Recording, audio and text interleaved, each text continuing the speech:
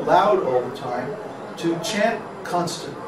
Because once the mantra gets a momentum going, you find that it just continues in your mind all the time. Waking, sleeping, walking, or doing stuff. You don't have to actually be sitting and chanting with the beads to be hearing the Mahamantra.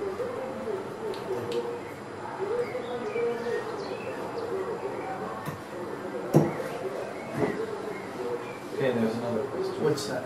Suhas asks, Babaji, does Krishna test us at every step of our spiritual journey by placing us in adverse situations before we can progress to the next stage? Sometimes it's Krishna and sometimes it's Maya. Maya generally tests the devotees to see if they're actually sincere. In other words, someone might be chanting just because they have nothing better to do, or just because they're in distress, or because they're in need of money or something like that. Or maybe they're just curious to see, well, what's going to happen if I try this? Is it really going to work? But we find that people who are chanting with that motivation, as soon as some material situation comes up that mitigates their distress, or that solves their money problem, or that satisfies their curiosity, then they generally drop the process. So the fourth kind of person that approaches Krishna is one who is in knowledge. He talks about this in Bhagavad Gita, and he says the one who is in knowledge is very dear to me. He's the best of the four, because I am dear to him. He knows the value of Krishna, and he knows the value of Bhagavan. So if our motivation is actually because we love Krishna, or we understand the philosophy, we know how important it is to serve him, then we can chant steadily. Otherwise, Maya may come up with some allurement that, I mean, happens every time. Huh? You can relate to that story. Yeah? German road? Yeah. Well, you tell it. Well, I can tell it, okay. So, can they hear me? What do you think? I don't know. Can you all hear Florian? Hare Krishna? Hare Krishna? No. They could probably hear the merchant. No, they can't hear. Well, come over here. Use the mic. Okay, I guess now you can hear me. So, there is the German students registered in Facebook for students, and I was working on there so that people can know about our German website, and other people who want to contact me can contact me. So a German devotee contacted me, and he seemed to be really sincere. He was chanting for some while now. He had read some of Prabhupada's books, and he was very interested in our school because he very much liked Babaji, because he's not in the mood of ISKCON, because he knew about the problems of ISKCON.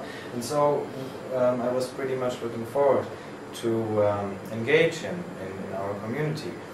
And so we had some email conversation going back and forth, and it seemed that he was like just before, shortly before the step to actually take some initiative and to join our community and to introduce himself. And I was looking forward to that. So, but then he suddenly didn't answer my mails anymore. And okay, I said, okay, maybe he needs some time to get his head straight or whatever. And then I waited a few days, and then I got an invitation of a new account he made on this German Facebook thing. And he changed his account from his spiritual name to his mundane name, and he suddenly had pictures of some girl in his photo album.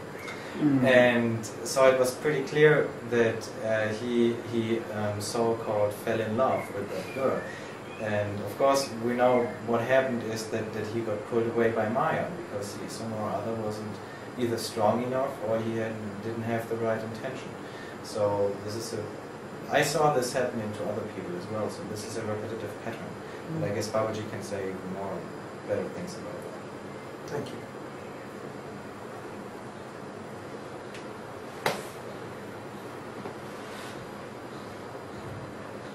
this is such a well-known pattern that it's discussed in many scriptures, that when a devotee makes a little advancement in spiritual consciousness, the next thing that happens is he gets tested. See? It's really like a course, where you have a lesson and then you have a test to see how well you've learned the lesson. So the real lesson in spiritual life is, of course, love of God. So how well have we understood that this is the actual goal? Some people think that, if I can just get like an important position in some religious organization, that means I'm advanced. No, that doesn't mean you're advanced. That means you're good with politics, that's all. Some people think that, well, if God gives me money, like this is a big thing among the Christians. They think that if somebody has affluence, it means that God is pleased with them. Not necessarily. He could be displeased, and he's given you the affluence just to get you out of the way, just to engage you with something, because you're creating too much of a disturbance, otherwise. Because of course the first thing that happens when a person has money is that they get involved in material enjoyments. So there are many obstacles on the spiritual path, and most of them are under the control of Maya. Krishna doesn't get so much involved in testing the devotee until the higher stages of the path. Like there's a difference between the gross distractions like sex life, money, sense enjoyment of different kinds, and subtle allurements like pride, position, power, reputation, things like that. These are called pratishta. Pratishta means subtle distractions from spiritual life. And these commonly afflict people in religious organizations who are on the outside leading a virtuous life and following religious principles, but they fall prey to subtle allurements of pride, position, the different forms of fame and reputation that one can, or is offered to one who follows a religious life. And if someone becomes allured by these things, then they can become very vain. They can start, looking in the mirror a little too much, and thinking, oh, what a good boy am I. But these are all subtle distractions. So there's gross distractions that come under Maya, material energy, and then there's subtle distractions that come under the spiritual energy, or different forms of perverted consciousness. And of course these are much more difficult to detect and uproot.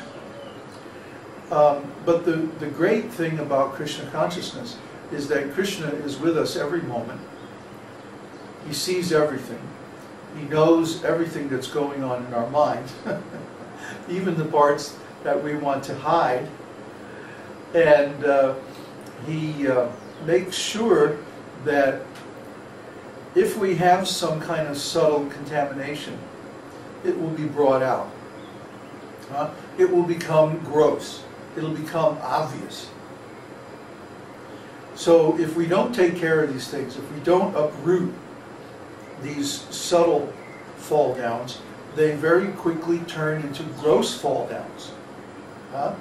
If someone is proud, for example, then they'll get some power maybe in their religious organization or something like that, and they'll get enough money and enough autonomy that they can do whatever they want, and then the next thing you know, they're engaged in some kind of sense gratification, or they fall down in some gross way. So the danger is that we'll fall into these subtle allurements, subtle Maya, and we won't catch it. It's pretty easy to deal with gross Maya because it's so obvious, you know?